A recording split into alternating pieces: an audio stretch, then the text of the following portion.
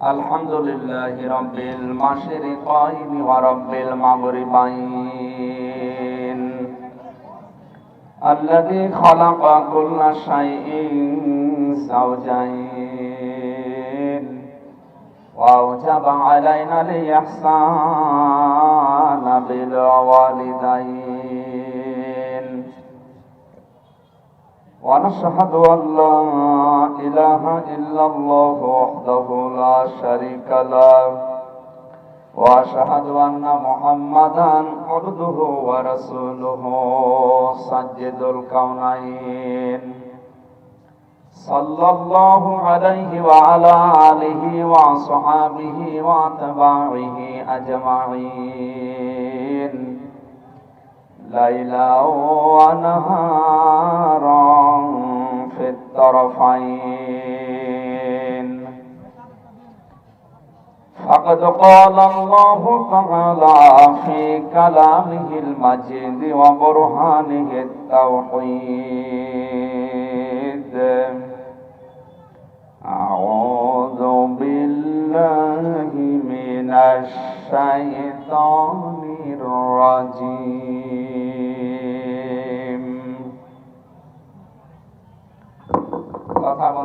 কথা বন্ধ করে তেলাওয়াত শুরু করেন আউযু বিল্লাহি মিনাশ শাইতানির রাজিম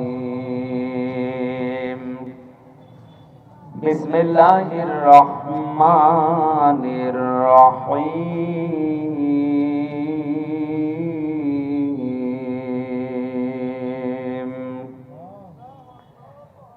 الذين يتبعون الرسول النبي الأمي الذي يجدونه مكتوبا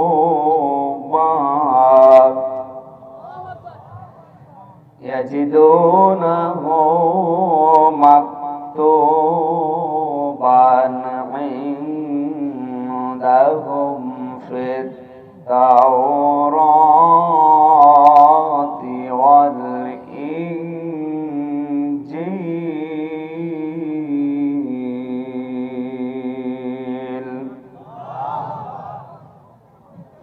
يأمرهم بالمعروف وينهاهم عن المنكر ويحل لهم الطيبات ويحرم عليهم الخبائث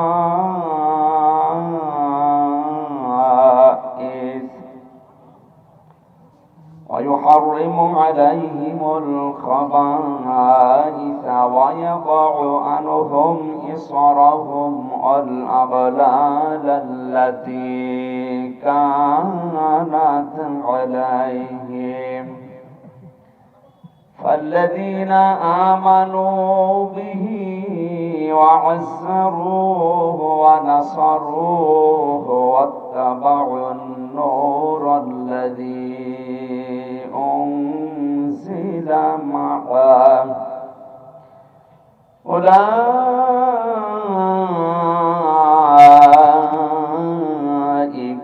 هم المفلحون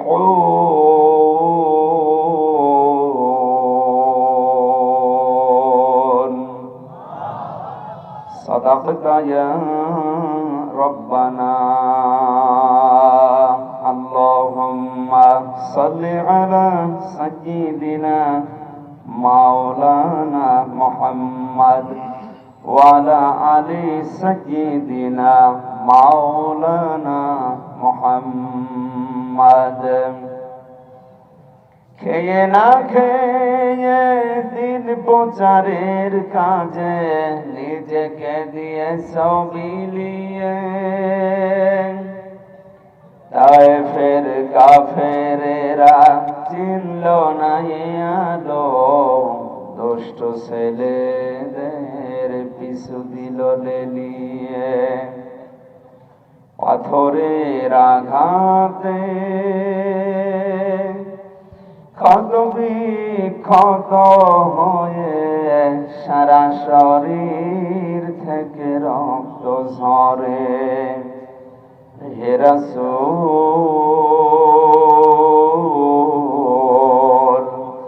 তোমাকে ভুলি আমি কেমন করে। হে রাসূল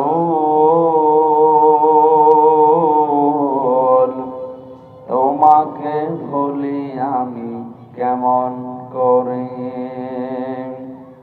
আলহামদুলিল্লাহ। বাংলাদেশের ঐতিহ্যবাহী জেলা রাজশাহী বাগমারা থানার অন্তর্গত বানইল মাদ্রাসা ময়দানে 12তম বাৎসরিক 12 বছর একাধারে কোরআনে কারিমের আলোচনা এখানে চলছে। ঐতিহাসিক তাফসীরুল কোরআন মাহফিলের স্বনামধন্য সভাপতি, অত্র এলাকার সর্বজন শ্রদ্ধাভাজন ব্যক্তিত্ব, বিশিষ্ট চিকিৎসাবিদ, সমাজসেবক আলহাজ ডক্টর মোহাম্মদ আব্দুল বারী আতালাল্লাহু উমরাহু ওয়া বারাকাল্লাহু ফি হায়াতি। সকলে বলেন আমিন। মাহফিলের প্রধান অতিথি শাইখুল মাশায়েখ, বিশিষ্ট সমাজসেবক, শ্রদ্ধাভাজন বড় ভাই জনাব মোহাম্মদ আল মামুন পরামানিক, সাংগঠনিক সম্পাদক বাগমারা উপজেলা আওয়ামী লীগ, দামাত বারকাতুহুমুল আলিয়া। বিশেষ অতিথি হিসাবে অনেকগুলো মানুষের নাম আমরা দেখতে পাচ্ছি। বিশেষ করে মাহফিল বাস্তবায়নের জন্য যারা শ্রম দিয়েছেন, শ্রদ্ধাভাজন ভাই জনাব আবু সাইদ, হাফিজুর রহমান, আব্দুর রশিদ সহ নাম না জানা অন্যান্য সম্মানিত ব্যক্তিবর্গ। এই মাহফিল বাস্তবায়নে যাদের শ্রম আল্লাহ রাব্বুল আলামিন কবুল করলে তাদেরকে যেন চিরদিনের জন্যই কবুল করে নেন। এতক্ষণ যারা আলোচনা রাখলেন মাওলানা হাফিজুর রহমান, মাওলানা মাইনুল ইসলাম বেলালী সহ নাম না জানা সম্মানিত ব্যক্তিবর্গ, মঞ্চে বসা ওলামা ইকরাম, সামনে বসা মুসলমান ভাইরা, পর্দার আড়ালের সম্মানিত মা এবং বোনেরা, প্রশাসনের ভাইরা, বিশেষ করে বাগমারার অভিভাবক, মাননীয় জাতীয় সংসদ সদস্য, আমাদের সকলের শ্রদ্ধাভাজন ব্যক্তিত্ব জনাব ইঞ্জিনিয়ার মোহাম্মদ এনামুল হক, আল্লাহ রাব্বুল আলামিন হযরত ওমরের মতো তাকে যেন কবুল করেন। নবীজি দোয়া করেছিলেন দুইটা মানুষের জন্য, আবু জেহেল এবং হযরত ওমর। কপাল ভালো ছিল যার, তার দোয়া কবুল হয়ে তিনি চিরন্তন হয়ে গেছে। তার নাম শুনলে আজ মানুষ দোয়া করে, হযরত ওমর ফারুক রাদিয়াল্লাহু তাআলা আনহু। যে লোকটার জন্য দোয়া কবুল হয়নি, নাম ছিল আবুল হাকাম, হয়ে গেছে আবু জেহেল। কিয়ামত পর্যন্ত যারা আসবে দুনিয়াতে, ও হয়তো নেই, কিন্তু ওর নাম শুনলে মানুষ দোয়া করবে। বলে কাবা শরীফ তাওয়াফ করার পরে আমি 16 সালের শেষের দিকে গিয়েছিলাম, এক পুলিশের সাথে দেখা, সৌদি পুলিশ। জিজ্ঞাসা করলাম, ভাই এতক্ষণ তো ভালো ছিলাম, এখন আমার পেটে ব্যথা করছে কেন? পুলিশ আমারে বলছে, ইয়া হাজি আল হজ্জাত আয়না বিলাদুক। ও হাজি, দেশ কোথা? যে তুমি বাংলাদেশ। আমারে বলছে, এখানে কোন জায়গায় পৌঁছিয়েছেন আপনি জানেন না? দেখছেন না কোন ঘর? কোন ঘর? আবু জেহেলের বাড়ি। আপনি এখনো পায়খানা না করে দাঁড়িয়ে আছেন। তাড়াতাড়ি করে দেখে, হ্যাঁ আমার পেটের ব্যথা ভালো হয়ে গেছে। আল্লাহ আমাকে বোঝাতে চায়, আমির হামজা 3.5 লাখ টাকা খরচ করে আসলে আর এই শয়তানের মুখে পায়খানা না করে চলে যাবা, তাড়াতাড়ি করো। কি ছিল, আল্লাহ কোথায় নামিয়েছে। এই জন্য বিশ্ব নবীর দোয়া কবুল হয়েছিল, যার জন্য তাকে আল্লাহ ওমর বানিয়েছেন। আর যার জন্য দোয়া কবুল হয়নি, তাকে আল্লাহ নিকৃষ্ট, ঘৃণিত, নিন্দিত, পরাজিত করে দুনিয়ার ময়দানে এখনো পর্যন্ত দেখাচ্ছে, কিয়ামত পর্যন্ত দেখাবে। আপনি যদি এই দুইজনের কথা শোনার পরে কোনো শিক্ষা নিতে না পারেন, তাহলে আপনি ব্যর্থ। দোয়া করছি ইঞ্জিনিয়ার মোহাম্মদ এনামুল হক, আমাদের মাননীয় জাতীয় সংসদ সদস্য, আমাদের সর্বোচ্চ অভিভাবক এই উপজেলার জন্য। আল্লাহ রাব্বুল আলামিন তাকে হায়াতে তাজ্জেবা সিহাতে কুল্লিয়া দান করুন, আমিন। মঞ্চে বসা ওলামা ইকরাম বললাম, প্রথম কথা এটা ছিল, মনে আছে আপনাদের? বলেন না কেন? সম্মানিত ওলামা ইকরামের মর্যাদা কামনা করলাম। কেন? কারণ পৃথিবীতে যত মানুষ, এখন সবচাইতে দামি মানুষ আল্লাহর কাছে ওলামা ইকরাম। ইন্নামা ইয়াখশাল্লাহা মিন ইবাদিহিল উলামা, অবশ্যই আমার আল্লাহর বান্দার থেকে যারা আলেম তারা আল্লাহকে বেশি ভয় করে। আলেম কারা? যারা তাদের জ্ঞান অনুযায়ী যোগ্যতা অনুযায়ী আমল করে। কথা বুঝতেছে? আমরা তাফসীর এবং কিতাব পড়ে যতটুকু বুঝেছি, আলেম প্রধানত তিন প্রকার হয়: ওলামায়ে দাওলা, ওলামায়ে উম্মাত, ওলামায়ে মিল্লাত। আর রাষ্ট্রীয় কিছু আলেম থাকে, বৈধ অবৈধ কাজকে জারি করার জন্য রাষ্ট্র তাদেরকে টাকা পয়সা দিয়ে পালে পোষে। এদেশে হয়তো এখন নেই, হয়তো ভবিষ্যতে আসতেও পারে, আপনার অত জোরে বলার দরকার। দ্বিতীয় নম্বর ওলামায়ে উম্মাত। ওলামায়ে উম্মত মানে উম্মত যেদিকে চলে ও ওইদিকে ঘুরে রায় দেয়, ওর নিজের কোনো ব্যক্তিত্ব নেই, কোরআন হাদিস দেখেও বলে না, দেখেছে মানুষ চলছে ঠিক আছে, বাবা শাহজালাম সব ভালো। এই আলেম এখন দেশে নেই, এইটা এখন বেশি। আপনি একটু তাকিয়ে দেখবেন, এই আলেম বেশি। আমি প্রায় 47টা পয়েন্ট পেয়েছি এই আলেম, এই ওলামায়ে উম্মতের ভেতরে। তার ভেতরে একটা অন্যতম, এই বিশেষ করে বাংলাদেশ, ভারত, পাকিস্তান, এই তিনটা দেশে ঘুরে যতটুকু পেয়েছি, এই যে মানুষ মারা গেলে 3 দিন 7 দিন 40 দিন বের করে, নাকি এই এলাকায় এসব নেই? যারা এই সমস্ত কাজগুলো করে, আমি কোরআন হাদিস পড়ে বলছি, মানুষ মারা গেলে মৃত ব্যক্তির পক্ষ থেকে যা করা হবে ওটা সাদাকা। ওটা কি বলেন না কেন? সাদকার মাল খাওয়া জায়েজ আছে এতিম মিসকিন অসহায় তাদের জন্য। এ পর্যন্ত আপনারা মানেন তো? এখন অন্য কথা চলছে, এই কথা বলা যাবে না বললাম, ইশারায় করে।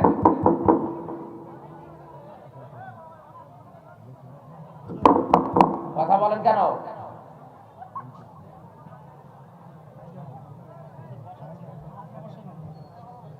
কথা বলবেন, এমনিতে ইশারায় করেন, আবার কথা বলেন।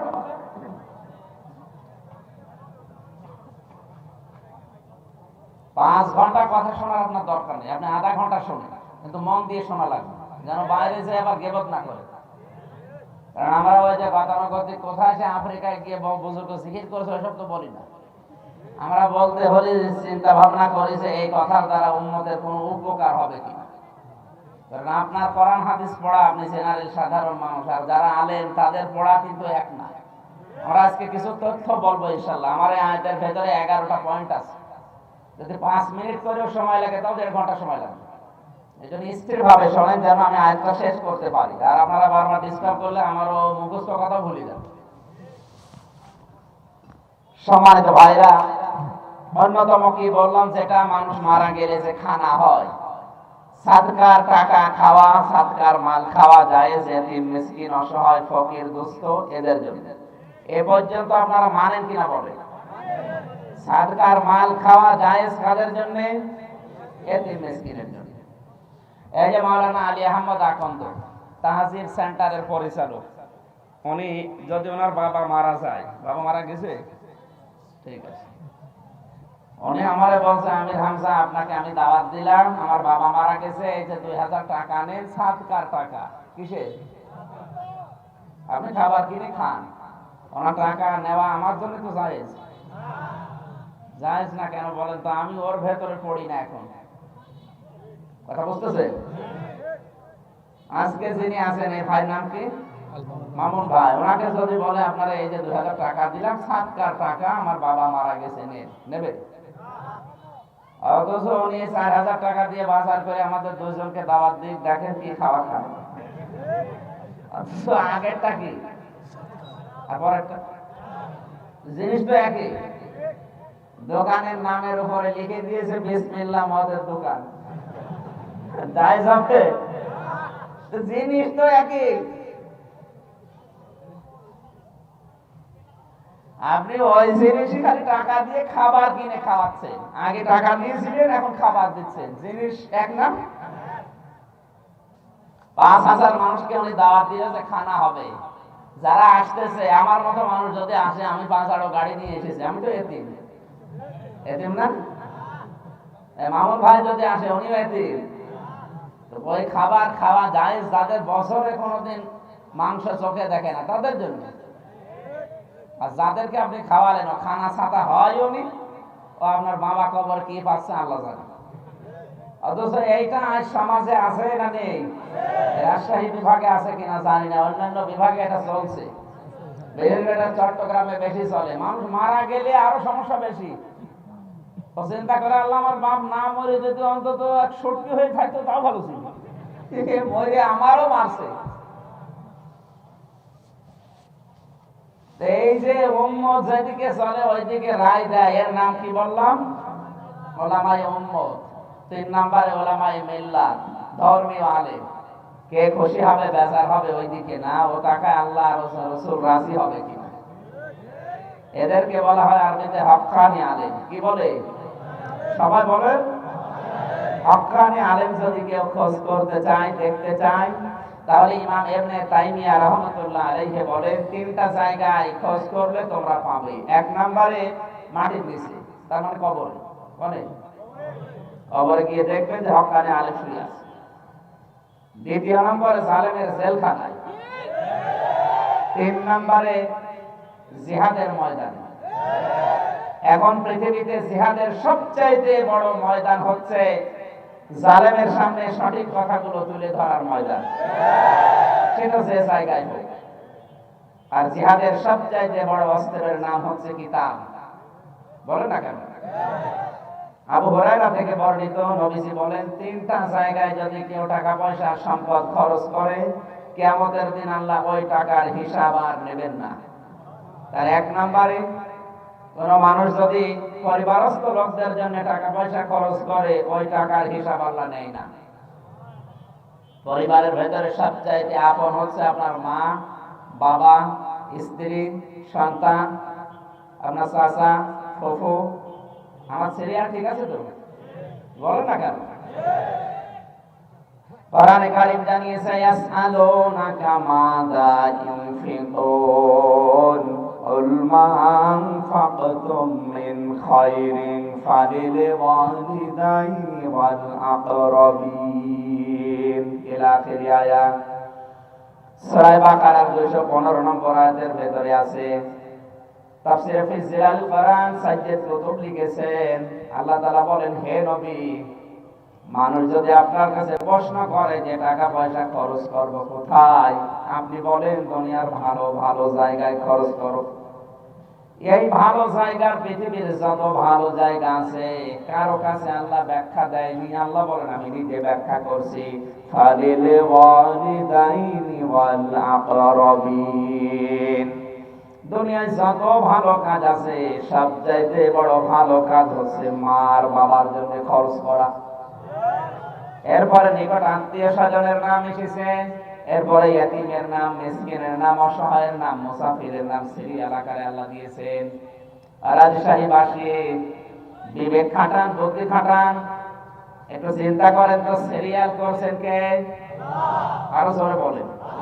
তিনি প্রশ্ন দিচ্ছেন নিজে, হে নবী, মানুষ যদি আপনাকে জিজ্ঞাসা করে যে জীবনের টাকা পয়সা খরচ করবো কোথায়, আমি এতদিন ইনকাম করতাম না, উপায় করি নাই, কিন্তু এখন উপায় করা শিখেছি, এখন ইনকাম করা শিখেছি, জীবনের এই প্রথম টাকা আমি কোথায় দেব? আমার মনে হয় এই ব্যাখ্যা যদি দুনিয়ার মানুষের হাতে আল্লাহ ছেড়ে দিত, যে যেই দলে আছে ওই দিকে টেনে ব্যাখ্যা করত। মামুন ভাইয়ের কাছে যদি দিতেন, বলতো টাকা খরচ করো, জায়গা পাচ্ছ না, আওয়ামী লীগে দাও। জামাত ইসলামের যিনি আছেন ওনার কাছে বললে বলতো টাকা খরচ করো, জায়গা পাচ্ছ না, ইয়ানত বাড়িয়ে দাও। আপনি পীর পার্টি যারা আছে ওদের কাছে বলেন, ওরা বলবে কি ওসব জায়গায় দিয়ে দুনিয়া আর লাইনে কাজ হবে, দরবারে গরু বৃদ্ধি করো।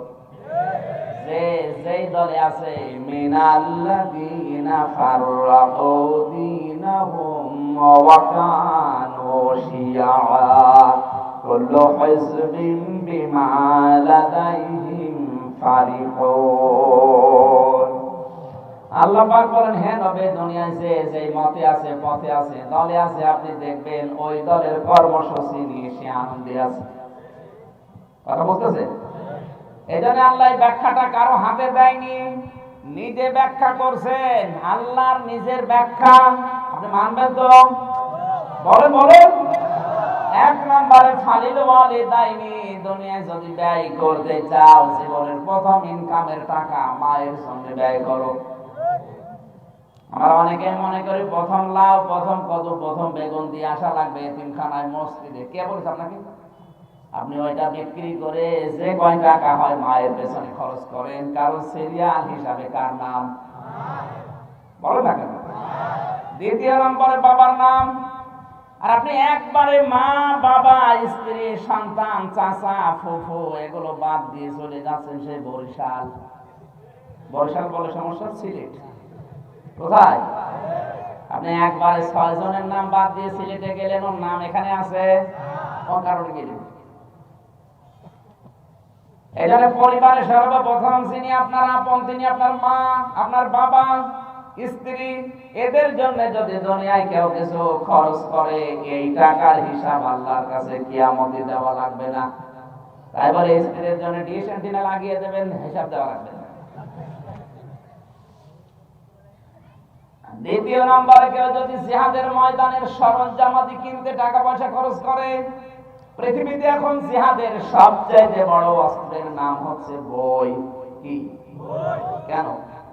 কারণ বইয়ের ভেতরে জ্ঞান আছে, এই জ্ঞানের যুদ্ধ চলছে এখন। এই জ্ঞান অর্জন করার জন্য আপনি যদি ইন্টারনেট প্রতি মাসে মাসে কিনতে থাকেন, এমবি কেনেন, সিবি কেনেন, অথবা ফেসবুক চালাতে, কম্পিউটারের মাধ্যমে আপনি দাওয়াতি কাজ করবেন, এর জন্য ওয়াইফাই লাইন নিয়েছেন, প্রতি মাসে 600, 800, 1000 টাকা বিল।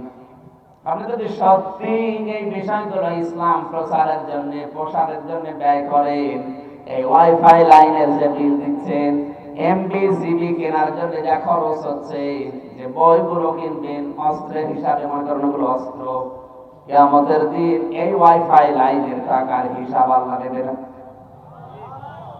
আপনার কি অবিশ্বাস হচ্ছে? সুবহানাল্লাহর আওয়াজ শুনে মনে হচ্ছে কেমন কেমন লাগছে। 3 নাম্বার, জিহাদের ময়দানে যদি আপনি যেতে ভয় পান, আপনার যদি ওই পরিবেশ না থাকে, পজিশন না থাকে, 3 নাম্বার, জিহাদের ময়দানে যারা কাজ করছে আপনি পেছন দরজা দিয়ে হলেও তাদেরকে সাহায্য করবেন। এই সাহায্য সহযোগিতা করতে যে টাকাগুলো খরচ হবে, ওই টাকা, ওই সম্পদের হিসাব আল্লাহ নেবে না। আলেমের 3 নম্বর হক্কানি আলেম পাওয়া যায় কোথায় বলেছিলাম? 3 নম্বরে জিহাদের ময়দানে। আর জিহাদের সবচাইতে বড় ময়দানের নাম বদরের ময়দান। এখন তো বদর নেই, উহুদ নেই, এখন সবচাইতে বড় জিহাদের ময়দানে বাংলাদেশে জালেমের সামনে জুলুমের কথাগুলো তুলে ধরা। এই জায়গায় এসে আমরা অনেকে থমকে যাই, না দিনকার ভালো না। সুতরাং সম্মানিত ওলামায়ে কেরামের সম্মান আল্লাহ যেন আরো বৃদ্ধি করে দেয়। আসলে যারা আলেম, আসলে কি বলেন বলেন, সকলকে নিয়ে মহান রব্বুল ইজ্জাত ওয়াল জালালের দরবারে নতশিরে শুকরিয়া আদায় করছি। মহামারীর এই মহা প্রাদুর্ভাব চলছে এখন তামাম দুনিয়ায়। কত বাবা মারা গেছে, সন্তান দেখতেও যায়নি। আমার আত্মীয় হাসপাতাল ঢাকাতে, মহাপরিচালকের দায়িত্বে যিনি ছিলেন ব্যারিস্টার রফিকুল হক, করোনায় আক্রান্ত হয়ে মারা গেলেন। তার সন্তান বিদেশের মাটিতে ছিল, না আসে নাই। অথচ বাংলাদেশে যদি 5 জন নাম করা লোক থাকে, ব্যারিস্টার রফিকুল হক একজন, আসে নাই, কেউ আসে নাই। টাকা পয়সা খরচ করে নার্স, ডাক্তার এদেরকে দিয়ে শেষ পর্যন্ত উনি কবরে গেছে। তা মাটি পেয়েছে, তা ভালো। কত মানুষ তো এই করোনায় মাটিও পায়নি। কথা বলে না কেন? যমুনা গ্রুপের মালিকও বলেছিল, ডাক্তার সাহেব আমার যে সম্পদ আছে আমি আপনাকে সব দিয়ে দেব, শুধু আমার 1 ঘন্টা আমার বুকের ব্যথা একটু কমিয়ে দেন। ডাক্তার ছিল বেটা হিন্দু, উনি বলেছে স্যার এটা আমার দায়িত্ব না, এটা ভগবানের দায়িত্ব। কার? যদি মুসলমান হয়তো কি বলতো, কেউ পারবে না ভাই। এই কঠিন অবস্থা এখনো চলছে। আজও ইতালিতে কত মানুষ মারা গেছে। আজকে আপনি পেপার খোলেন, দেখেন কত মানুষ মারা গেছে। এই মহা প্রাদুর্ভাবের ভেতরে আল্লাহ এখনো যে আপনাকে আমাকে সুস্থ রাখলেন, খুশি হয়ে বলেন আলহামদুলিল্লাহ। দরুদ আর সালাম পড়ছে আমাদের নবী, মানবতার মহান শিক্ষক মুহাম্মদ রাসূলুল্লাহ সাল্লাল্লাহু আলাইহি ওয়াসাল্লামের প্রতি। মরণের পরে মানুষের সব সম্পর্ক কাট হয়ে যাবে, কোন সম্পর্ক আর বাকি থাকবে না। মরণ শেষ, আপনার সাথে আমার চেনা জানা পরিচয় সব। কথা খুব ভালো করে বোঝেন। কোরআনে কারিমের সূরা মুমিনুনের 101 নম্বর আয়াতে এই তথ্য আল্লাহ দিয়েছেন, ফাইদা নুফিখা ফিস সূরি ফালা আনসাবা বাইনাহুম ইয়াউমাইযি ওয়ালা ইয়াতাসাআলুন। যেদিন সিংহায় ফুৎকার দেওয়া হবে ওই কঠিন মুহূর্তে, ফালা আনসাবা বাইনাহুম, যত রকমের সম্পর্ক আছে রক্তের বন্ধনের সব আল্লাহ কাট করে দেবে। এমনকি ইয়াউমাইদি ওয়ালা ইয়াতাসালুন, আপনি কারো সম্পর্কে প্রশ্ন করবেন এরকম সময়ও পাবেন না, মনও আপনার তৈরি হবে না। আজ এই বাগমারাতে আসলে হয়তো কালো মামুন পরামানিক ওনার সাথে পরিচয় আছে, যেহেতু আসলে হয়তো জিজ্ঞাসা করবো 20 বছর পরে যদি আসি যে মামুন ভাই কোথায় আছে, কেমন আছে। দুনিয়ার অবস্থা যত খারাপ হোক, কিয়ামতের কঠিন অবস্থা এমন ভাবে বানাবে ওনার নামও আমার মনে আসবে না। একটু বিবেক দিয়ে শোনেন তো, এত ভালোবাসা মহব্বত এমনকি রক্তের সম্পর্ক যদি ওনার সাথে আমার থাকে, তারপর ওনার নামও আমার আর মনে আসবে না। ফাকাইফা তাত্তাকুনা ইন কাফারতুম ইয়াউমা ইয়াজআলুল ওয়ালদানা শিবা। আল্লাহ পাক বলেন এমন একটা কঠিন অবস্থা কিয়ামতে বানাবো, যুবক মানুষ কিয়ামতের দৃশ্য দেখে বুড়ো হয়ে যাবে। যুবক মানুষ বৃদ্ধ হয়ে যায়, সেকেন্ডের ভেতরে কি অবস্থা আল্লাহ বানাবে। অন্তত আমাদের সামনে এই অবস্থার এই দিন নেই। যদি বিশ্বাস সত্যি করে থাকেন, আপনাকে আমি বলছি এত বড় মারাত্মক অবস্থা আল্লাহ বানাবে। দলীয় পরিচয় বলেন, রক্তের পরিচয় বলেন, আত্মীয়তার যা আছে সব আল্লাহ কাট করে দিয়েছে। সুতরাং আপনার সাথে আমার পরিচয় আছে অতক্ষণ যতক্ষণ আপনার চোখ বন্ধ না হয়। চোখ বন্ধ হয়ে গেলে আপনি আমার বাবা ছিলেন এইটা আমার আর মনে বলে না কেন। ঈসা নবীর মতো এত বড় পাওয়ারফুল নবী পর্যন্ত বলবে, আল্লাহ আমার মা মরিয়মের ব্যাপারে তোমার যা ভালো লাগে তুমি করো, ওনার সম্পর্কে আমার অন্তত তুমি আমাকে বাঁচাও। ইব্রাহিম নবীর মতো এত বড় নবী বলবে, আল্লাহ আমার বাবা আসরের ব্যাপারে কোনো প্রার্থনা তোমার কাছে নেই, কি করবা তার সাথে তুমি জানো আর সে জানে, আল্লাহ তুমি আমাকে কিছু বলবা না, আমারে বাঁচাও। তাফসীরে ফি জিলালিল কোরআনে সাইয়্যিদ কুতুব বলেন, কিয়ামতে সবচাইতে আপন ভেবে মানুষ মায়ের কাছে যাবে। মা 500 বছর পর্যন্ত দেখবে ওর পা ধরে পড়ে আছে। 500 বছর পরের মুখের উপরে লাথি দিয়ে বলবে, দুনিয়ায় আমার বিয়ে হয়নি, তুই কে? এগুলো তো আমি বানালাম। সূরা আবাসার ভেতরে আল্লাহ পরিচয় দিচ্ছেন, ইয়াউমা ইয়াফিরুল মারউ মিন আখিহি ওয়া উম্মিহি ওয়া আবিহি ওয়া সাহিবাতিহি ওয়া বানিহি। একটু খেয়াল করেন, এখানে প্রথমে ভাইয়ের নাম, মায়ের নাম, বাবার নাম, স্ত্রীর নাম, সন্তানের নাম, বন্ধুর নাম, এরপরে অন্য মানুষের নাম, সিরিয়াল হিসাবে 7 জনের নাম আমরা পেলাম। আমরা যতটুকু বাস্তবতা দেখি, দুনিয়ায় বিপদে পড়লে এরা এগিয়ে আসে না দূরে যায়, বলেন না কেন? কিন্তু আল্লাহ কিয়ামতটা পুরো পাল্টিয়ে ফেলবেন। এই যে মানুষগুলোর নাম বললাম, ভাই, মা, বাবা, স্ত্রী, সন্তান, বন্ধু, অন্যান্য লোক, এরা আগে পালাবে। তাও কেমন করে পালাবে আল্লাহ ধরন দিয়েছে, ইয়াউমা ইয়াফিরু। ইয়াফিরু শব্দের শাব্দিক অর্থ হচ্ছে মাজা তুলে দৌড় দেওয়া। আপনি বলেন তো আপনার বিবেক দিয়ে, এরা যদি আগে পালায়, যেখানে নবী পর্যন্ত তার মায়ের পরিচয় দেয় না, ইব্রাহিম নবী তার বাবার পরিচয় দিতে নারাজ না, দরকার নেই, ও দিলে ধরা খাবো। আমার তো যতটুকু বিশ্বাস, কিয়ামতের ওই কঠিন ময়দানে অনেক পীর বলবে, আল্লাহ আমি পীর ছিলাম না, বলবে না মানে 100 ভাগ ভরসা করে আছে।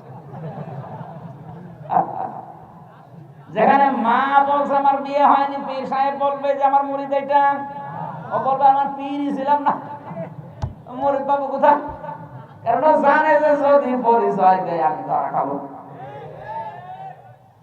ঈসা নবী যদি মায়ের পরিচয় না দেয়, ইব্রাহিম নবী যদি বাবার পরিচয় না দেয়, আপনার নিজের মা যদি বলে আমার বিয়ে হয়নি তুই কে, সেখানে পীর সাহেব এগিয়ে আসবে, আপনার এটা ভ্রান্ত ধারণা বাঁধবেন।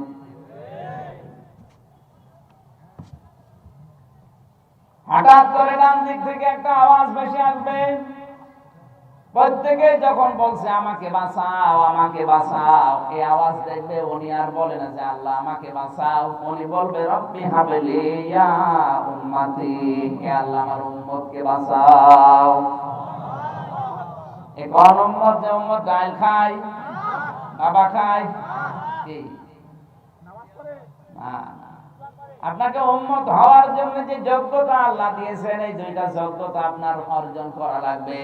অমিম্মান খলাকনা উম্মাতুন ইয়াহদুনা বিল হাক্কি ওয়া বিহি ইয়াদিলুন।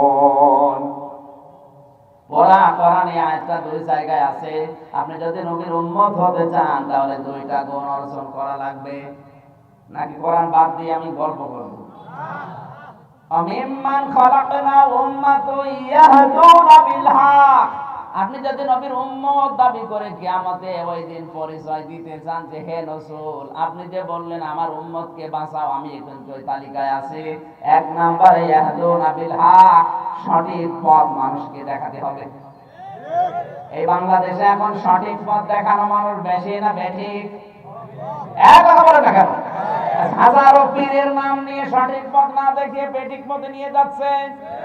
বাকি যারা কোরআন হাদিস বোঝে না ওদের নাম নাই বাদই দিলাম। আপনি নবীর উম্মত হওয়ার জন্য সঠিক পথ মানুষকে দেখাতে হবে। হ্যাঁ, ও মানে মানুষ, না মানে না মানুষ, ওইটা আপনার না, আপনাকে দেখাতে হবে। দুই নাম্বার বিহি ইয়াদিলুন, ন্যায় বিচার কায়েম করার জন্য যারা চেষ্টা করে তাদের পক্ষে আপনাকে থাকা লাগবে। আপনি নিজের পরিবার থেকে শুরু করে যতদূর আপনার আয়ত্ত আছে এখানে ন্যায় বিচার কায়েম করার চেষ্টা চালাবেন। তাহলে নবীর উম্মত হওয়ার জন্য আমরা দুইটা গুণ পেয়েছি। যদি কিয়ামতে বলতে চান হে নবী আমি আল মামুন, আপনার উম্মত, নবীজি হঠাৎ যদি আপনার কাছে এসে বলে আল্লাহ এটা আমার উম্মতের ছেড়ে দেন, পর্দা পড়ে যাবে। জিজ্ঞাসা করা হবে পর্দা দিলেন কেন? আওয়াজ আসবে হে রাসূল আপনার উম্মত আমিও জানি, কিন্তু আপনি দুনিয়া থেকে বিদায় নেওয়ার পর আপনার এই উম্মত গুলো আপনার ইচ্ছা ইসলামকে উলট পালট করে ফেলেছিল, যেটা সবচেয়ে বেশি চলছে বাংলাদেশে। এদেশে নবীদের রেখে আসা ইসলাম নেই, সবই চলছে বানানো। ধর্মের নাম নিয়ে যেগুলো করছেন আপনি তাকান, অধিকাংশ গুলোই কিন্তু বানানো। সব মানুষ মনে করে আসল ইসলাম এখন পীর সাহেবদের দরবারে। আমি অস্বীকার করছি না, ওনাদের মাধ্যমে ইসলাম এসেছে ঠিক, কিন্তু ধর্মের নাম নিয়ে যে অধর্মের কাজগুলো ওখানে হচ্ছে। অনেক দরবারে দেখবেন গোসল শরীফ চালু হয়, নওরোজ শরীফ, খসরোজ শরীফ, ওরস শরীফ, ওরস মোবারক, কত নাম দিয়ে ওরা ধর্মীয় কায়দায় ব্যবসা করে চালাচ্ছে।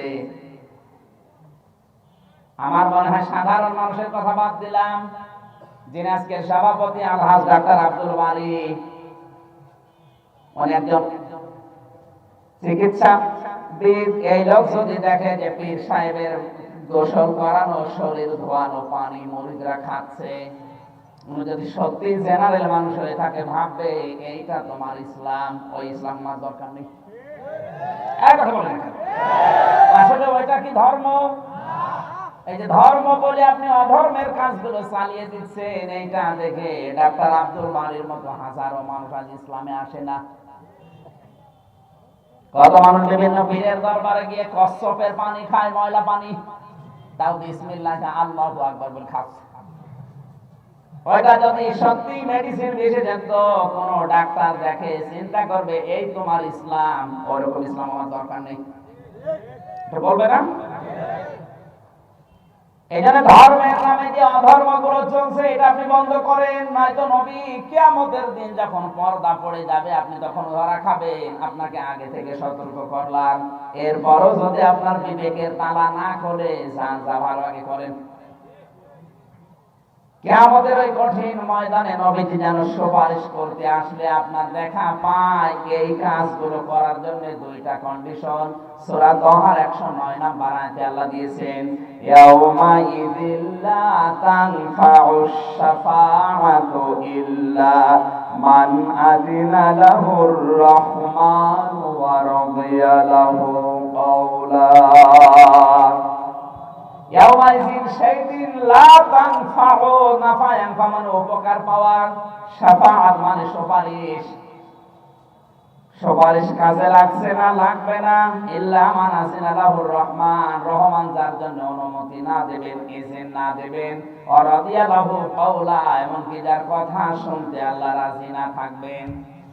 আমি আমির হামজার জন্য, আল মামুন পরমাণুকের জন্য কিয়ামতের দিন যদি বিশ্ব নবী সুপারিশ করার জন্য এগিয়ে আসে, আল্লাহ আগে দেখবে যে 50 বছর জীবনে আমি আল্লাহ রাজি আছি। দুই নম্বরে কথা যা বলেছে 50 বছরে এই কথার উপর আল্লাহ রাজি আছে কিনা, এই দুইটা জিনিস যদি দেখতে পাই নবী সুপারিশ করলে টেনে টুনে পাস। এই কথা বলে থাকেন। আমাদের আকিস গ্রুপে মানুষ নেবে মনে করেন 500, ওনাদের যোগ্যতা দিয়েছে ডিগ্রি পাস লাগবে এবং 2 বছরের অভিজ্ঞতা লাগবে। আপনি যদি এখন আকিস গ্রুপে যে দরখাস্ত দেন, সার্কুলার দেওয়ার পরে যদি বলেন হুজুর একটু সুপারিশ করে দিন, হয়তো আমি কিছু বললে এমডি সাহেব কথা রাখবে, কারণ এখন আমি খতিব হিসাবে মনে করেন বললাম, কিন্তু ওনারা যোগ্যতা হিসাবে দিয়েছেন ডিগ্রি পাস, 2 বছরের অভিজ্ঞতা লাগবে, আর আপনি ম্যাট্রিক ফেল। আমি সুপারিশ করতে গেলে আরো অপমান হবে না? এক কথা বলে না, কারণ আপনার তো যোগ্যতাই নেই, আপনার বিরুদ্ধে আমি ঠেলা দেব কি করে? আমি যে ঠেলা দিয়ে একটু সামনে মাথা বসে, যোগ্যতা তো আমিও হারিয়ে ফেলেছি, কারণ আপনি ম্যাট্রিক। কথা বলে না কেন? এক ছেলে বাবার কাছে গিয়ে কাঁদতেছে, বাবা বলে কি হয়েছে? বলছে রেজাল্ট বের হয়েছে। কাঁদিস কেন? কথা বলে না। কি ফেল করেছিস? কথা বলে না। কি বলবে তো ফেল? কথা বলে না। যে ধমক দিয়েছে বলছে আব্বা ফেল করলে তো কথা ছিল, ছিলাম 5 এ, নামিয়ে দিয়েছে 3। আপনি তো ফেল করলে তো 5 এ থাকতে পারতেন, নামিয়েছে কি? এখনো 5 এ উঠতে আর 3 বছর লাগবে। আপনি সুপারিশ পাওয়ার জন্য এগিয়ে যাবেন, দেখা যাচ্ছে ডিগ্রি পাস, 2 বছরের অভিজ্ঞতা, ডিগ্রি তো পর্যন্ত যায়নি, ম্যাট্রিক ফাইল করে বসে আছে। ওর জন্য সুপারিশ করলে নবী অপমান হবে না? একবার হবে না কেন? সহজ কথা যদি বুঝে থাকেন, আপনাকে আহ্বান জানাচ্ছি, সময় আছে এখনো, যোগ্যতা নিজে অর্জন করেন। কারো উপরে ভরসা করে কোনো লাভ নেই। নিজে যত যোগ্য করবেন ওই দিকে তাকিয়ে নবীকে বলবেন ঠিক আছে। কিন্তু পর্দা যদি একবার আল্লাহ ফেলে দেয়, নবীজি এত রাগান্বিত হবেন, সঙ্গে সঙ্গে আওয়াজ দেবেন সহকান সহকান লিমান রাজ্জারা বাদি, দূর হয়ে যা, তোমার উম্মত না। কিয়ামতের 2 প্রকার মানুষের জন্য নবীজি মুখ ফিরিয়ে নেবেন। 1 নম্বরে যারা নবীজির বিদায় নেওয়ার পরে তার রেখে আসা ইসলামের ভেতরে নতুন নতুন জিনিস প্রবেশ করিয়েছে। এই হাদিস পড়ার পরে আমি দেখতে পাচ্ছি বাংলাদেশে এই ধরনের মানুষ এখন বেশি। 2 নম্বরে যারা জানা শোনার পরে শিরিক করে, আপনি না জেনে করেন ভারতের হিন্দুদের মতো সেটা আলাদা, জানা শোনার পরে যদি কেউ শিরিক করে তার জন্য নবী সুপারিশ করবে না। আশা করি কথার অর্থ বুঝেছেন। এরপরও যদি না বোঝার ভান করে থাকেন, ওটা আপনার কপালের দোষ। কিসের কপালের দোষ বললাম কেন বলেন তো? এখানে একটা তথ্য আমার মনে পড়ছে। ডাক্তার এখানে আছে আব্দুল বারী, পৃথিবীতে সন্তান যদি কেউ জন্ম দিতে চায়, সর্বনিম্ন মায়ের পেটে তাকে রাখা লাগবে 6 মাস। কয় মাস? 6 মাসের আগে কোন সন্তান দুনিয়ায় আসা কথা বলছে না, সম্ভব না। 6 মাসের আগে যদি কোন সন্তান দুনিয়ায় আসে বুঝতে হবে এটা ওর আপন বাবা না, অন্য কেউ দিয়েছে। এটা যে অন্য কেউ দিয়েছে আপনি টের পাবেন কি করে? এটা ধরো মা না বললে আপনাকে টের পাওয়া লাগবে।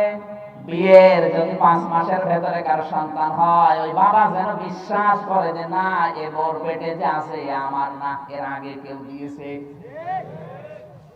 এটা সূরা আহকাফ 26 নাম্বার পারা 2 নাম্বার পৃষ্ঠা 12 নাম্বার লাইনে 15 নম্বর আয়াতের মাঝের অংশে আছে হামালাতুহু উম্মুহু করহা ওয়া ওয়াদাআতুহু করহা ওয়া হামলুহু ওয়া ফিসালুহু 30 শাহরা।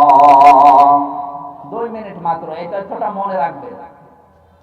আল্লাহ পাক বলেন তোমার মা তোমাকে কষ্টের পরে কষ্ট সহ্য করে পেটে বহন করেছে এবং দুধ খাওয়িয়েছে 30 শাহরা 30 মাস। কয় মাস? তাহলে এখানে পেটে রাখা আর দুধ খাওয়ানো সব মিলে মানুষকে দুধ খাওয়ানো লাগে কতদিন? না না 2.5 বছর কে বলছে? 2 বছর। কোরআনে কারিমে আল্লাহ 2 বছরের নাম দিয়েছেন হাওলাইনি কামিলাইনি লিমান আরাদা আইয়ুতিম্মার রাদা। সূরা বাকারা 2 নাম্বার পারা 17 নাম্বার পৃষ্ঠার প্রথম নাম্বার লাইনে 233 নাম্বার আয়াতের মাঝে আছে আল্লাহ পাক বলেন হে পৃথিবীর মায়েরা সন্তানকে দুধ দেওয়া লাগবে 2 বছর। কত? এখানে কত বছর পেলাম? 30 মাস। 2 বছরে কি 30 মাস হয়? কত বলেন বলেন? হ্যাঁ 24 মাস। আয়াতের মাঝখানে যে ওয়া পেয়েছিলাম যারা আলেম আছেন, ও হামলুহু ও ফিসালুহু, তোকে সে দুধ খাওয়িয়েছে এবং তোকে পেটে বহন করিয়েছে। তার মানে পেটে বহন করা আর দুধ খাওয়ানো সব মিলে বলেন বলেন বলেন 30 এর ভেতরে 24 বাদ গেলে বিজ্ঞান এখান থেকে তথ্যটা পেয়েছে সর্বনিম্ন আপনাকে মায়ের পেটে 6 মাস থাকাই লাগবে। 6 মাসের আগে দুনিয়ায় আসলে বুঝবেন আপনার এটা বাবার না, অন্য নকল বাবা দিয়েছে। আর আমরা জানি বাবা বাদ দিয়ে অন্য কেউ জন্ম দিলে ওটা কি সন্তান? সবাই বলেন। এর ভেতরে কোনো সন্দেহ আছে? 228টা রাষ্ট্র এখন দুনিয়ায়। কত?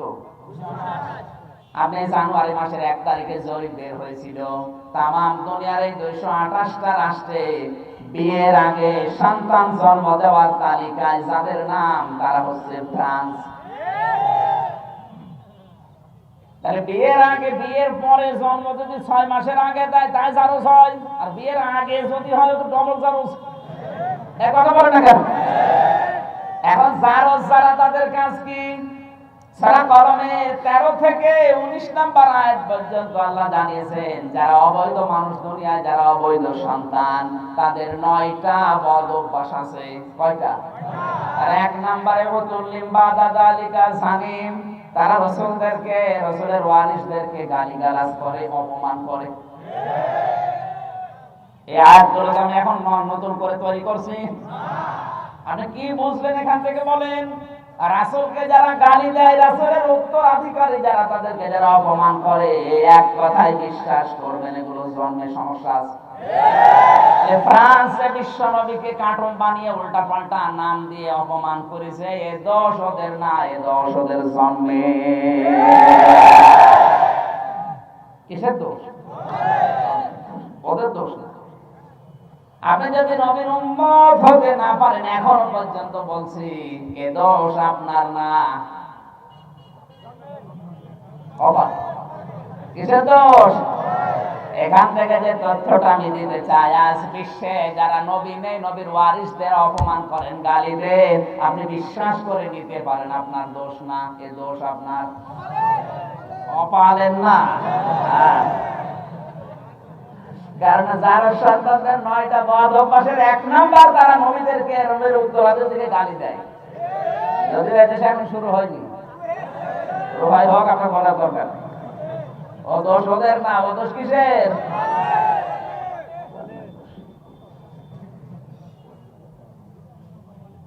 আমার ভাইরা, নবীজি যখন একা দাঁড়িয়ে বলবেন এগুলো আমার উম্মত, বলেন তো ওই সময় কেউ পরিচয় দিতে রাজি না, এমনকি ঈসা নবী, মুসা নবীও তার মায়ের পরিচয়, বাবার পরিচয় দিচ্ছে না। সেখানে একজন মাত্র দাঁড়াবে। আপনার এখন যদি বিবেকে কাজ না হয় তাহলে কি করব বলেন? আপনার এখনই তো অন্তত বিবেকটা খুলে যাওয়া দরকার। আল্লাহ, আমি আর যাই করি নবীর উম্মত না হয়ে যাব না। জোরে বলেন আমিন। ওই নবীজিকে নিয়ে আমি একটা আয়াত পড়েছি কোরআনে কারিমের, সূরা আরাফ 157 নাম্বার আয়াত। কত? সবাই বলে 206টা আয়াত আছে সূরা আরাফের ভেতরে, 24টা রুকু আছে। কোরআনে কারিমের ক্রমিক নাম্বার হিসাবে 7 নাম্বার সূরা এটা। আমরা আয়াত পড়েছি যেটা 157। কত? আমার আজকের আয়াতের ভেতরে নবীজির 3টা পরিচয় আল্লাহ দিয়েছেন, নবীজির 6টা কর্মসূচির কথা ঘোষণা দিয়েছেন, আর আমাদের করণীয় আছে এই আয়াতের ভেতরে 4টা। 4, 6 আর 3 কত হয়? 13 বলছে কে গো? 11। আন্দাজে বলেন কথা। 11টা বিষয় আজকের আয়াতের ভেতরে আছে। আমরা এবার আয়াতে প্রবেশ করছি, তাফসীর আকারে কথা বলবো ইনশাআল্লাহ। আছেন তো ময়দানে? জবান খুলে কোরআনের সোনালী আয়াতের প্রথম অংশটা পড়েন। আউযু বিল্লাহি মিনাশ শাইতানির রাজীম। বিসমিল্লাহির রহমানির রহিম।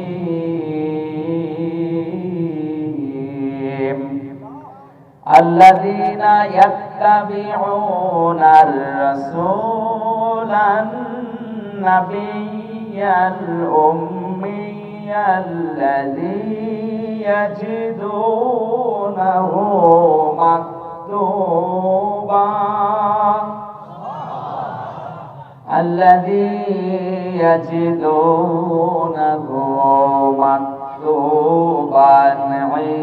عندهم في التوراة والإنجيل। এই পর্যন্ত থাক। নবীজির 3টি পরিচয় এই পর্যন্ত আছে। কয়টা? আল্লাহ পাক বলেন তোমরা এমন রাসূলকে অনুসরণ করো, এমন নবীকে অনুসরণ করো, এমন একজন মানুষকে অনুসরণ করো যার পরিচয় আমি আল্লাহ দিলাম 3টা। তাহলে এই পৃথিবীতে এখন 750 কোটি মানুষ আছে। কত? এই 750 কোটির ভেতরে 175 কোটি মুসলিম। তার ভেতরে অন্তত আমাদের নাম আছে। আমাদের জন্য অনুসরণীয়, অনুকরণীয়, ইত্তেবা করার জন্য একজন মানুষের পরিচয় আল্লাহ কয়টা দিচ্ছেন? সবাই বলেন। একটু মাথা ঠান্ডা করে খেয়াল করে শুনবেন, না এদিক ওদিকে চলে গেলে আপনারা ভুল বুঝবেন। আল্লাযীনা, যারা ইয়াত্তাবিউনা, অনুসরণ করছে, করবে। এখন শুধু শেষ না, কিয়ামত পর্যন্ত যদি আপনি হায়াত পান এটি করা লাগবে। তার প্রথম পরিচয় কি? আর রাসূল কি বলা লাগবে। আমরা যাকে অনুসরণ করব তার প্রথম পরিচয় তিনি রাসূল। তিনি রাসূল হয়েছিলেন কি জন্মের পরেই?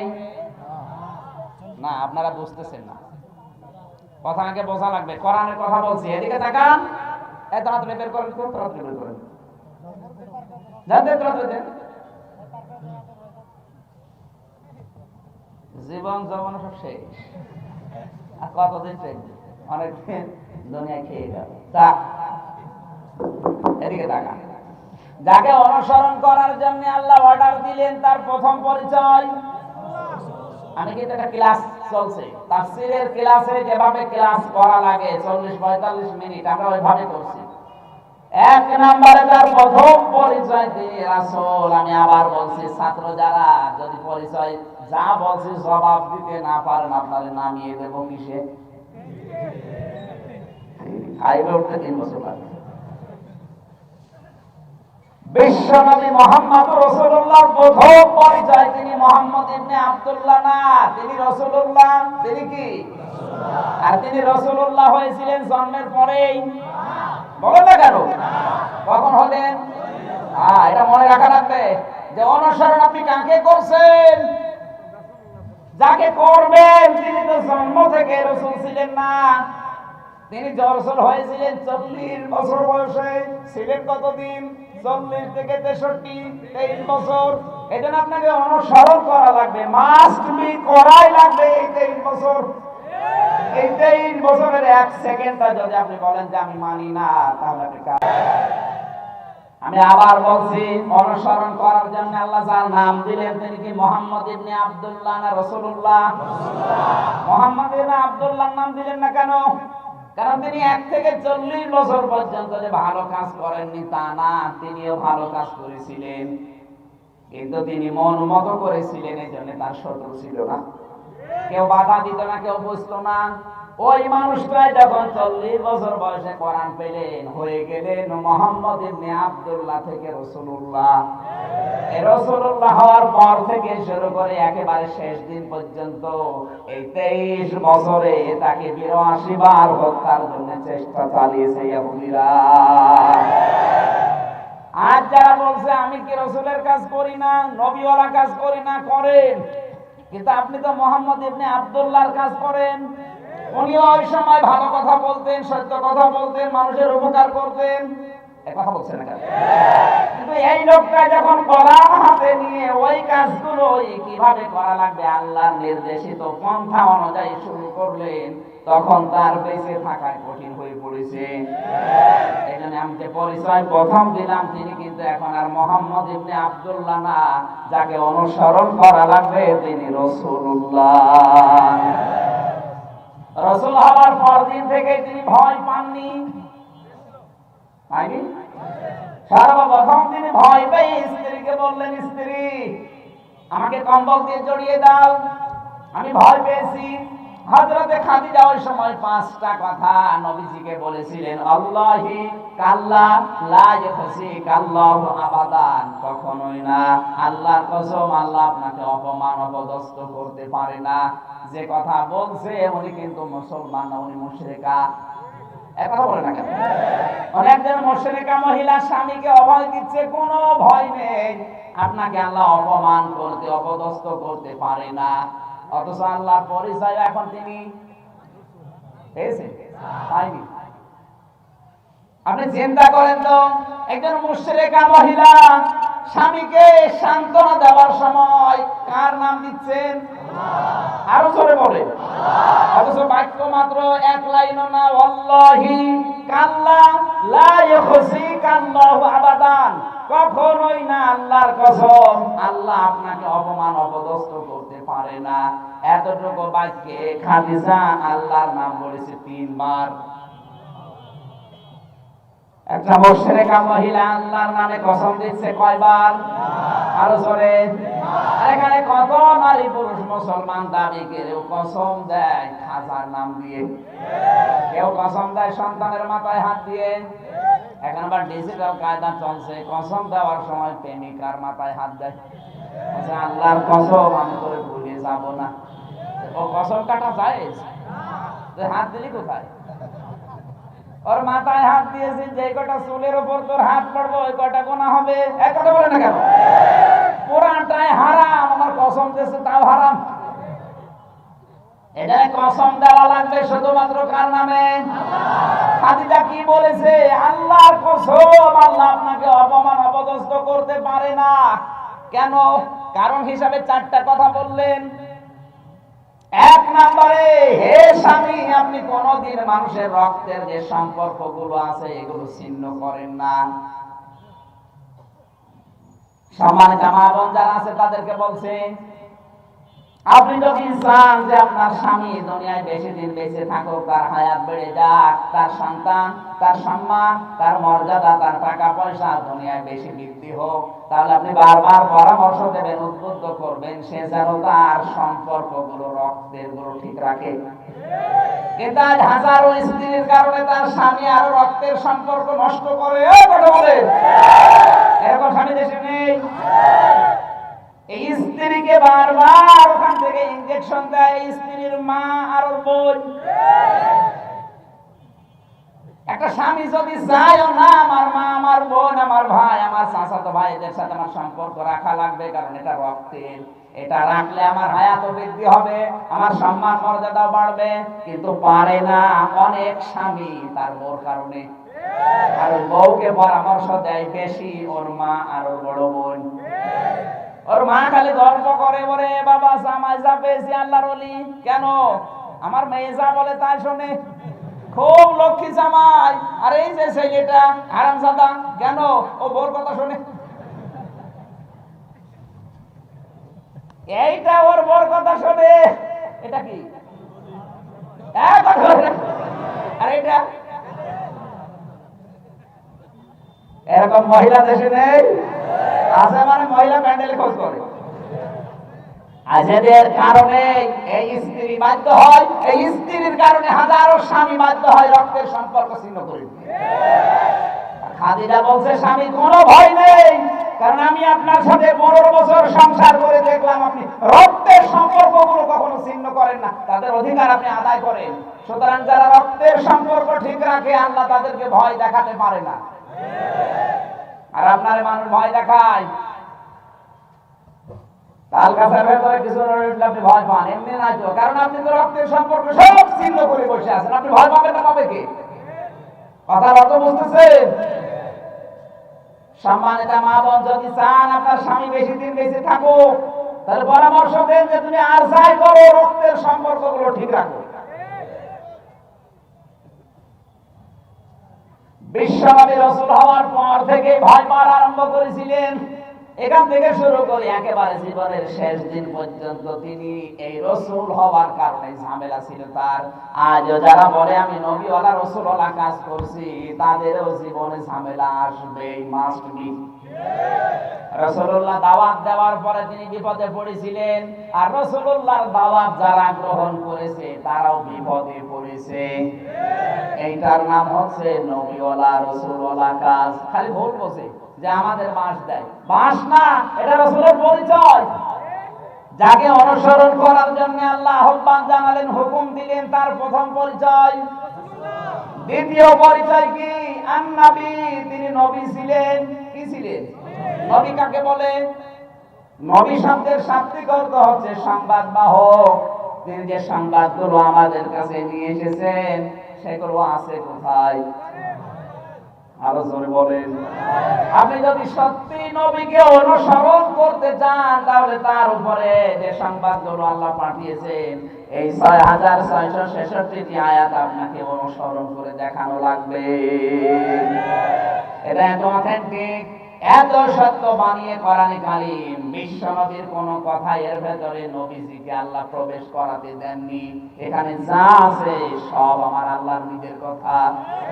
ওয়ালাউ তাকাওয়ালা আলাইনা বা'দাল আকাওয়িল লা আখাযনা মিনহু বিল ইয়ামিন সুম্মা লাকাতা'না মিনহুল ওয়াতিন। একটু খেয়াল করেন, যারা আলেম আছেন, আপনি আলেম না? ওয়ালাউ তাকাওয়ালা আলাইনা বা'দাল আকাওয়িল লা আখাযনা মিনহু বিল ইয়ামিন। আল্লাহ পাক বলেন, হে নবী, এই কোরআনে যদি আপনার কোনো কথা আমার নামে চালিয়ে দিতেন যে এটা আল্লাহ জানিয়েছেন, তাহলে আপনার ডান হাত আমি চেপে ধরতাম, কণ্ঠনালী কেটে ফেলে দিতাম। ঠিক আছে? হ্যাঁ, ভুল, ঠিক না, ঠিক না, গলা কাটাও না। একটু ভালো করে শোনেন তো, দেখেন তো এবার যা বলছি ঠিক হয় কিনা। লাখাজনা শব্দের দিকে খেয়াল করে পড়বেন। কোরআন শরীফ তো আপনি ওদের মতো পড়তে পারেন না, আপনি পড়লে চিন্তা ভাবনা করে পড়বেন। লাখাজনা, অবশ্যই আমরা ধরতাম। এই কথা বলছে কি? আমি হামজা বলছে। লাখাজনা মানে আমরা ধরতাম। এখানে আমরা বলতে কে? বলেন বলেন। মিনহু, মিন মানে হতে, হো মানে তাকে। আমরা তাকে ধরতাম কি দিয়ে? বিল ইয়ামিন, বি মানে দ্বারা, দিয়ে করতে, ইয়ামিন মানে ডান হাত। এখানে সরাসরি ধরতো কি? কোন হাত দিয়ে? তাহলে আমরা অর্থ করলাম কি? হে নবী, আপনার ডান হাত আল্লাহ চেপে ধরতো, কণ্ঠনালী কেটে ফেলে দিত। নবীজির ডান হাত আল্লাহ ধরতো না, আল্লাহ নিজে তার ডান হাত দিয়ে ধরতো। আল্লাহ নিজে তার ডান হাত দিয়ে ধরতো। এখন আমার প্রশ্ন, আল্লাহর ডান হাতে শক্তি বেশি না বাম হাতে? তাহলে মেন হবে সেমাল দিলেন না কেন? আমরা সচরাচর চর্ম চোখে যেটা দেখি, আমাদের কিন্তু ডান হাতের শক্তি বাম হাতের চাইতে একটু বেশি। কঠিন কাজগুলো কোন হাত দিয়ে করে? কথা বলেন, কথা বলেন। মানুষ যেটা বোঝে ওইটার উদাহরণ আল্লাহ কোরআনে দিয়েছেন। পুরা কোরআন আপনি যেখানে কসম শব্দটা দেখবেন ওই জিনিসের সাথে সম্পর্ক করা আছে। মানুষের হায়াতের সম্পর্ক সময়ের সাথে। এই জন্য মানুষের হায়াত সম্পর্কে যত কথা সেখানে সময়ের নাম দেওয়া আছে। ওয়ালা আসরি ইন্নাল ইনসানা লাফি খুস। সময়ের কসম। কিসের? কারণ সময়ের সাথে আছে বলে আপনি দাম আছে, সময় নেই আপনারও দাম নেই। আপনার এই হায়াতের সমষ্টির নাম সময়। বলেন না কেন? আল্লাহ রাব্বুল আলামিন আমরা যেহেতু বুঝি আমাদের ডান হাতের শক্তি বেশি, এই জন্য আল্লাহ উদাহরণ হিসাবে ডান হাতের নাম দিয়েছেন। তাছাড়া আল্লাহর ডান হাত আর বাম হাত না, দুই হাতের শক্তি। কথা বলেন না কেন? আল্লাহ বলেন আমি আমার ডান হাত দিয়ে নবীকে চেপে ধরতাম। শুধু তাই না, কণ্ঠনালী যে কথা বলে ওইটাও কেটে ফেলে দিতাম। ফামা মিনকুম মিন আহাদিন আনহু হাজিজিন। এই ব্যাপারে আমাকে বাধা দেওয়ার মতো কেউ সামর্থ্য রাখতে না। জোরে বলেন সুবহানাল্লাহ। কেউ যদি বলে আমি নবীর অনুসরণ করছি, তাহলে নবীর উপরে যে সংবাদগুলো আল্লাহ দিয়েছেন এই 6666টি, এই সংবাদ আপনাকে মানা লাগবে। আপনি বলেন তো আপনার অনুসরণ হচ্ছে না, আংশিক হয়তো করছেন, কিন্তু নবী হিসাবে মেনে নিতে হলে নবীর উপরে পুরা 23 বছরে যা এসেছে ওটা পুরাটাই মানা লাগবে। 3 নম্বরে তিনি উম্মি ছিলেন, তার পরিচয় উম্মি মানে নিরক্ষর। উম্মি মানে এই নিরক্ষর হওয়া, লেখাপড়া না জানা, মূর্খ থাকা, এই গুণটা কি ভালো? তাহলে এই পরিচয় আল্লাহ দেওয়া দরকার কি?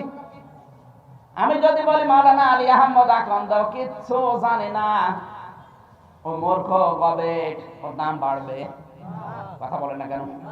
কিন্তু পরিচয় যদি এইভাবে দেয়, বাংলাদেশে যত মিডিয়া আছে তার ভেতরে তাজিব সেন্টারের মালিক শিক্ষিত সবচাইতে বেশি।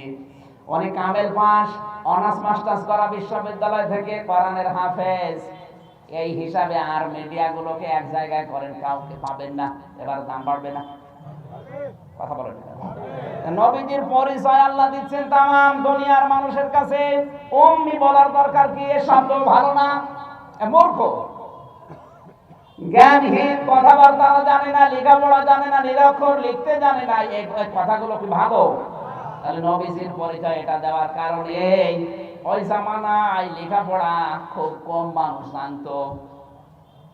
কবি নবীদের মতো মানুষ, ইমরুল কায়েসের মতো মানুষ, হাসান বিন সাবিতের মতো মানুষ যখন নবীজি 40 বছর বয়সে নবী হওয়ার পরে তিনি পড়লেন ইকরা বিইসমি রাব্বিকাল্লাযী খালাক। এই শব্দগুলো যখন এসে দুনিয়ার মানুষের কাছে দিলেন, কবি নবীর ইমরুল কায়েস, হাসান বিন সাবিতের মতো এত বড় বড় মহাপণ্ডিত চিন্তা করছে এ মুহাম্মদ বলে কি? কারণ এটা বলতে হলে তো যোগ্যতা লাগে, অথচ সারা জীবন লিখতেও জানে না, পড়তেও জানে না, এমন কথা বলে কোন কায়দায়? এই জন্য বিশ্বনবী উম্মি ছিলেন, এটা তার একটা দর্শনীয় গুণ না, এটা প্রশংসনীয় গুণ। অহংকার, এই শব্দটা ভালো না খারাপ? বলেন বলেন। কিন্তু সবার জন্য খারাপ না, আল্লাহর জন্য অহংকার কি খারাপ? বলেন। এটা আল্লাহর জন্য নিন্দনীয় না প্রশংসনীয়?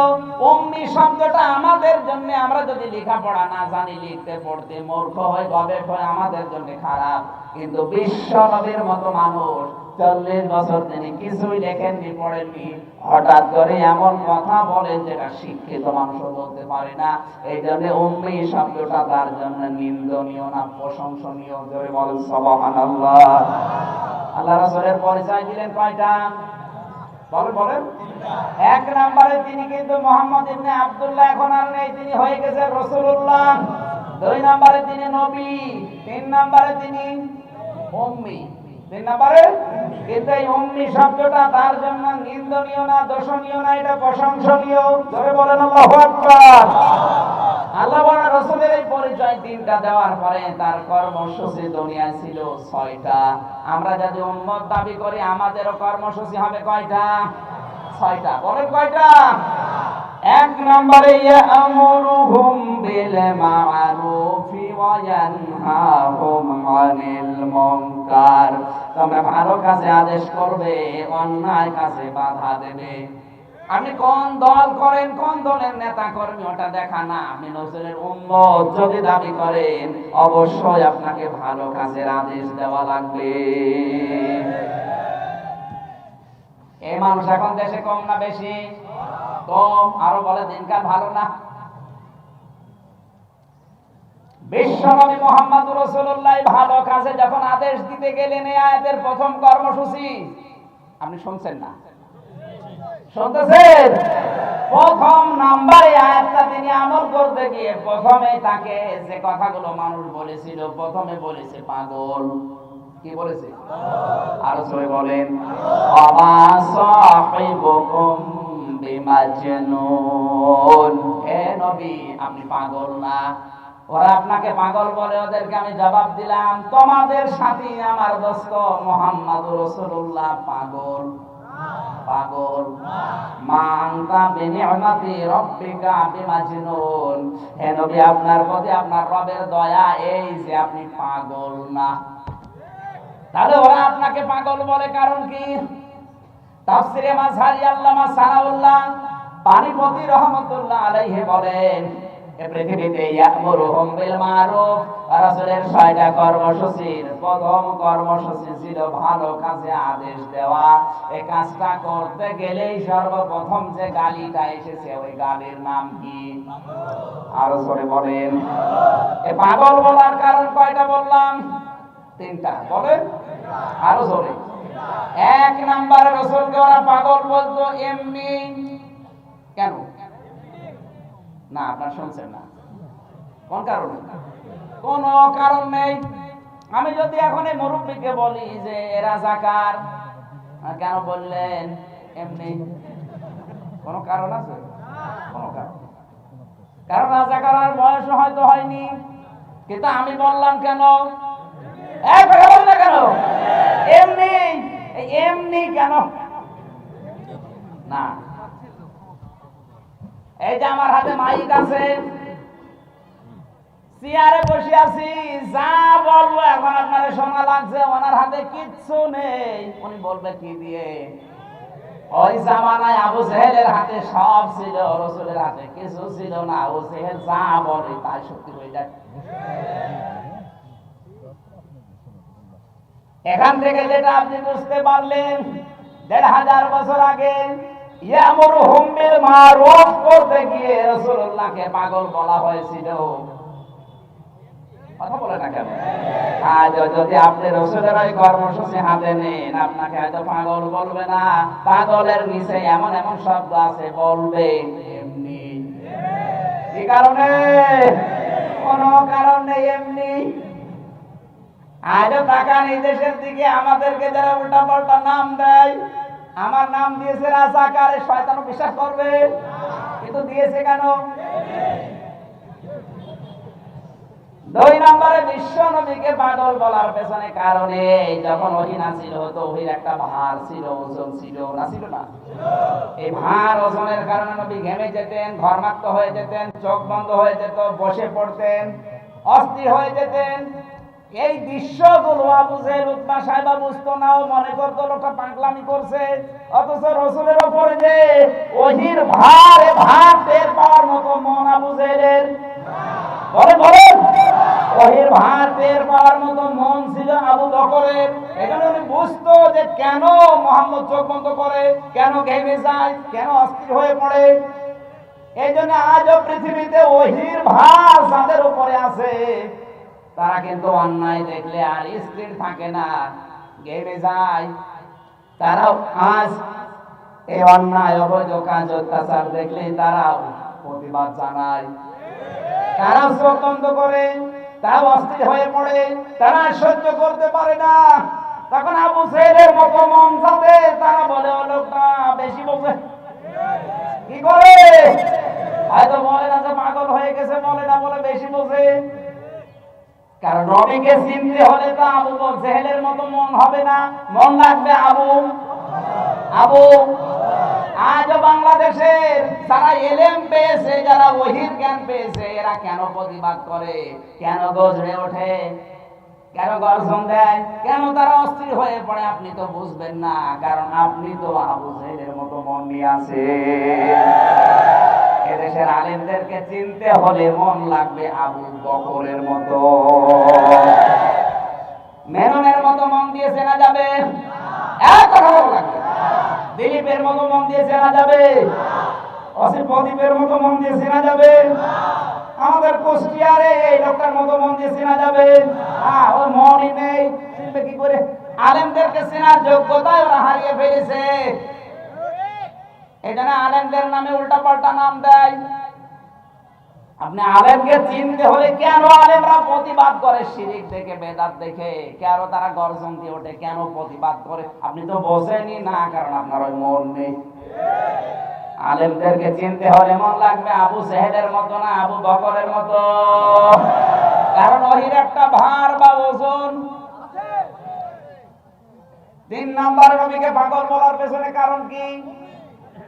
না, এমনি তো 1 নাম্বারে, 2 নাম্বারে না বোঝার কারণে 3 নাম্বারে এই বাগমারা কেন্দ্রীয় মসজিদের পাশে যদি একটা কবর বানিয়ে এখন কেউ পূজা করে, সেজদা দেয়, এটা কি বলে না কেন? মসজিদের ইমাম সাহেব যদি বলে না, মুসল্লিরা এই শিরক আমি হতে দেব না, চলো এটা বন্ধ করা লাগবে, আমার মনে হয় অনেক মুসল্লি যারা 5 ওয়াক্ত তাহাজ্জুদ পড়ে তারা বলবে হুজুর দিনকাল ভালো না। আমার দরকার কি? যে যা করছে করুক, লা ইলাহা। আপনি নামাজ পড়াবেন, নামাজ পড়ান। এখন উনি যদি বলেন না এই শিরক আমি বন্ধ করব, কেউ যদি আমার পেছনে না থাকে, আমি একা যাব, তাও আমি এটা বন্ধ করবই, তখন আমাদের মতো মুসল্লিরা বলবে বেশি বোঝে, এ পাগল হয়ে গেছে। তামাম দুনিয়া তখন একদিকে সব দুর্গা পূজা মূর্তি পূজা ব্যস্ত, আর নবীজি একা বললেন একটাও মানি না, লা ইলাহা ইল্লাল্লাহ।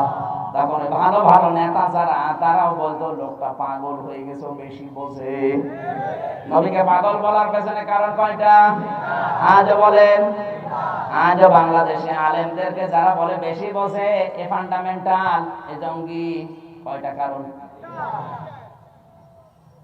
আপনি ইয়ামুরু বিল মারুফ রাসূলের প্রথম কর্মসূচি করতে গেলে পাগল শুনবেন, জাদুকর শুনবেন, কারো নাম নাই বললাম। 2 নম্বরে ওয়ানহাহু আনিল মুনকার, যদি রাসূলের উম্মত দাবি করতে চান, আপনাকে অন্যায় কাজে বাধা দেওয়া লাগবে। অন্যায় কাকে বলে? আল্লাহর নবীকে প্রশ্ন করা হয়েছে, হে রাসূল অন্যায় কি? নবীজি বলেন, যেটা তোমার মন সচরাচর মেনে নেয় না, স্বাভাবিক অবস্থায় তোমার মন যেটা সায় দেয় না, ওইটাই অন্যায়। আপনি একজনের বউ নিয়ে রিকশায় করে ঘুরছেন, আপনার মন সত্যি বলে মেনে নেয়, খালি মাঝে মাঝে ভয় হয়, না জানি কেউ কিছু দেখলে আবার বলে কিনা, এই যে এইটাই অন্যায়। আপনার মন যেটা স্বাভাবিক অবস্থায় মানে না, এইটাই। আরো জোরে।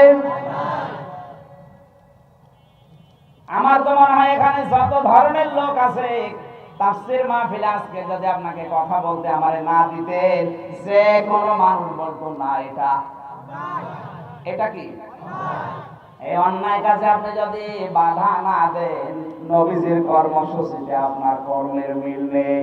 ওয়ায়ুহিল্লু লাহুমুত তাইয়্যিবাতি ওয়া ইউহাররিমু আলাইহিমুল খাবাইস।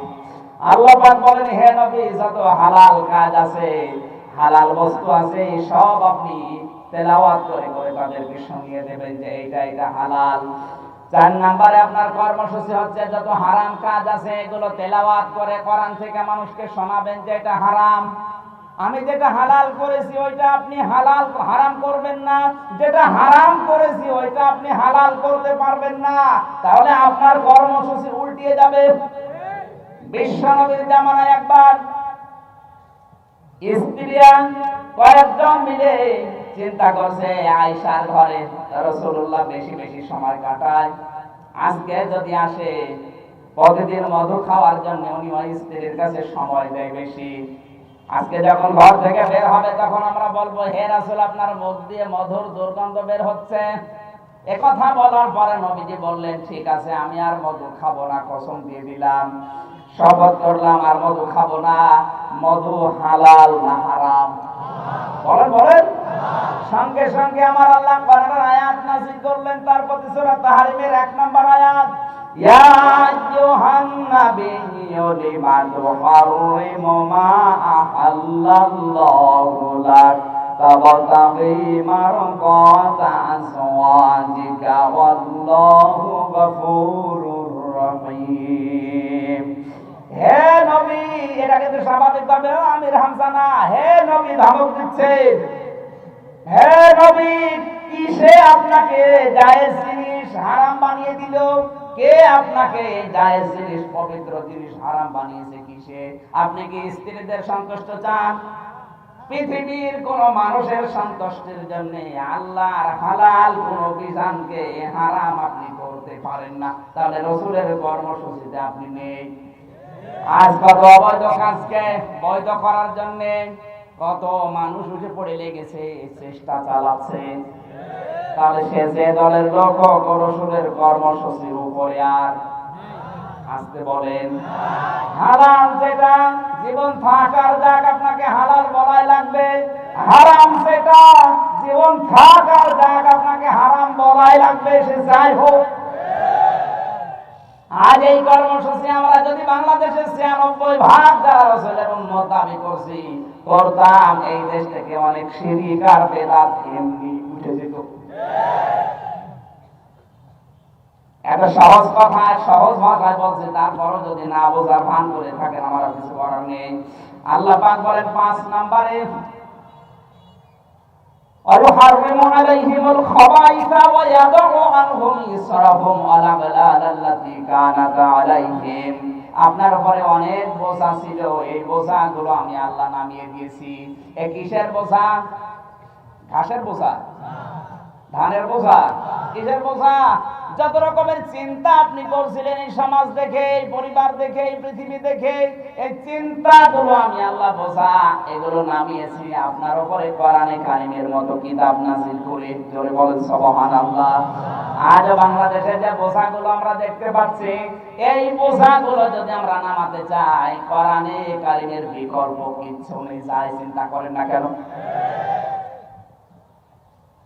আল্লাহ রাব্বুল আলামিন এই ৬টা কর্মসূচি রাসূলকে দিয়েছিলেন, আমি শুধু কাজ দিলাম, যদি মাথায় মগজ থাকে আপনি বুঝে নেন। ৪ নম্বর ৩ নম্বরে আপনার রাসূলের কর্মসূচি ৬টা জানার পরে উম্মত যারা দাবি করবে তাদের জন্য আমি আল্লাহ ঘোষণা দিলাম, তাদের করণীয় ৪টা। উম্মতের করণীয় এবার কয়টা? আরো জোরে বলেন। আমানু বিহি, ১ নম্বরে তাকে বিশ্বাস করা লাগবে। কাকে? না না, আল্লাযীনা আমানু বিহি, ১ নম্বরে রাসূলুল্লাহকে বিশ্বাস করা লাগবে যে উনি রাসূল ছিলেন, নবী ছিলেন, উম্মি ছিলেন, তার কর্মসূচি ছিল এই ৬টা। আপনি যদি সত্যি নিজের জীবনের করণীয় মনে করে এই যে ৬ আর ৩ ৯টা কথা বললাম মেনে নিতে পারেন, তাহলে আপনার রাসূলের উপরে ঈমান হয়েছে। ২ নম্বরে ওয়াজ্জারুহু, তাকে সাহায্য করা। আর রাসূল এখন কোথায়? মদিনায়। কোথায়? সাহায্য করার জন্য ৩.৫ লাখ টাকা খরচ করে মদিনায় যাবেন, বলেন না কেন? আল্লাহর নবী ১৫০০ বছর আগে জানিয়েছে, আমার ভেতরে আমি দুনিয়া থেকে বিদায় নেই, আমার উম্মতের ভেতরে যারা আলেম তারা আমি নবীর স্থলাভিষিক্ত উত্তরাধিকারী, নায়েবে রাসূল, ওয়ারিস। আমার সাথে জোরে কথা বললে যেমন তোমাদের ঈমান আমল নষ্ট হয়ে যায়, আমার উত্তরাধিকারী যারা দুনিয়াতে তাদের উপরেও যদি কেউ কণ্ঠ দিয়ে জোরে কথা বলো, তাদের ঈমান আমল নষ্ট হয়ে যাবে। এই তথ্যটা সূরা হুজুরাতে পাবেন, লা তারফাউ আসওয়াতাকুম ফাওকা সাওতিন নবী ওয়ালা তাজহারু লাহু বিল কওলি কাজাহরি বা'দিকুম লিবা'দিন আন তাহবাতু আমালুকুম ওয়া আনতুম লা তাশউরুন। ইলা আখির আয়াত। দলিলগুলো লম্বা করে পড়ে নেবেন। তাহলে দ্বিতীয় নম্বরে আমার উম্মত হিসাবে করণীয়, রাসূলকে বিশ্বাস করা লাগবে, রাসূলকে সাহায্য করা লাগবে। কি করা লাগবে? এখন সাহায্য আছে না আরো? এক কথা বলেন, সাহায্যের পরিবর্তে আরো শত্রুতা করা হচ্ছে। রাসূল নেই, রাসূলের উত্তরাধিকারী তো আছে। আমি আবার বলছি, উত্তরাধিকারী সব না। আলেম কিন্তু তিন প্রকার বলেছিলাম, ওলামায়ে দাওলা, ওলামায়ে উম্মাত, ওলামায়ে মিল্লাত। এই মিল্লাতের ভেতরে যারা পড়বে এরা আলেম, এদেরকে সাহায্য করা আপনার জীবনের কর্মসূচি। 3 নম্বরে অনাসারুহু, তাকে তার সাহায্যে যাওয়া লাগবে, সাহায্যের জন্য আলেমদের সাথে সম্পর্ক আপনার বাড়ানো লাগবে। এই নির্দেশ আমি দিচ্ছি, আলেমদের সাথে সম্পর্ক বাড়াতে হবে। নির্দেশ কার? কিয়ামতে আল্লাহ মানুষকে মাফ করার জন্য যখন কিচ্ছু পাবে না, এটা হাদিস, আল্লাহর নবী বলেন কিয়ামতে যখন কিচ্ছু পাওয়া যাবে না ওকে মাফ করার, সর্বশেষ বলা হবে বান্দা দুনিয়ায় কোন আলেমের সাথে, হক্কানি আলেমের সাথে তোর সম্পর্ক ছিল কিনা বল। অন্তত তার সাথে মিল মহব্বত করে একদিন খাবারও খেয়েছিস কিনা ইমানের সাথে বল। এইটা যদি কারো পক্ষে পাওয়া যায়, মহান আল্লাহ তাকেও মাফ করবেন। সুবহানাল্লাহ। এরপরের পয়েন্টে আমরা পেয়েছি ওয়াত্তাবাউন নূর আল্লাযী উনজিলা মাআ, তিনি যে নূর সাথে করে এনেছিলেন তার মানে কোরআন। এই কোরআনের অনুসরণ করে দুনিয়ায় আপনাকে দেখানো লাগবে উলাইকা হুমুল মুফলিহুন, এরাই হচ্ছে ঈমানের দাবিতে সত্যবাদী, এরাই হচ্ছে সফল কাম। জোরে বলেন সুবহানাল্লাহ। আমরা যে 11টা পয়েন্ট বলেছিলাম শুধু থিওরি গুলো, তাফসীরে ফিজিলাল কোরআন, তাফসীরে মারিফুল কোরআন, তাফসীরে মাসারি, এই 3টা তাফসীর দেখবেন আরো আপনার মেধা খুলে যাবে। আল্লাহ আমাদেরকে এই 3টা পয়েন্টে 6টা কর্মমুখী 11টা কর্মসূচি পালন করার তৌফিক দান করুন। জোরে বলেন আমিন। সম্মানিত মা বোনেরা, আপনাদের কথা বলার এখন আর সময় নেই, আজান হবে। আমি মেয়েদের জন্য 6 জন আদর্শ নারী যে জান্নাতে যারা যাবে এদের জীবনী নিয়ে একটা বই লিখেছিলাম। আজকে এই বইটা পাবলিশ হয়েছে, রাজশাহী তাজির সেন্টার এটা ছাপিয়েছে। আমার গাড়িতে পাওয়া যাবে এবং এই স্টেজেও আছে, গাড়ি আছে যে বিল্ডিং এর পেছনে আছে। মা বোনেরা আপনার স্বামীকে দিয়ে, ছেলেকে দিয়ে এটা আজকে নিয়ে যাবেন, খুব দামি বই এটা। 6 জন মহিলা আপনার জন্য আদর্শ হওয়ার কথা, এদেরকে নিয়ে যান, এই বইটা কাছে কাজে রাখবেন ইনশাআল্লাহ। যারা আছে মা বোনেরা আপনার ছেলেকে দিয়ে, স্বামীকে দিয়ে নিয়ে যাবেন। ডাক্তার আব্দুল বারী সাহেব 1000 টাকা নাকি 10,000 টাকা দান করেছে, আল্লাহ যেন কবুল